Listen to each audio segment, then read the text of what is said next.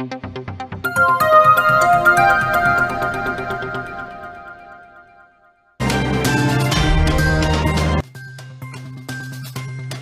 సాధించారని విజయోత్సవాలు. కాంగ్రెస్ సర్కారుకు హరీష్ రావు ప్రశ్నల వర్షం.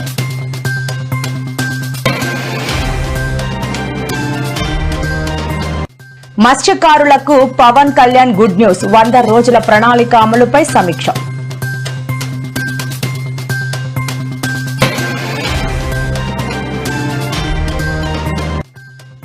ప్రజల్లోకి కవిత.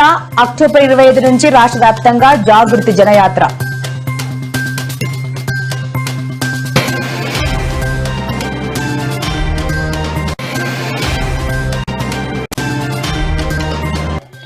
క్యూఆర్ కోడ్ ఒక డ్రామా అన్న పెర్ని నాని. 17 నెలలుగా టీడీపీ నేతలే నకిలీ మద్యం సరఫరా చేశారని ఆరోపణ.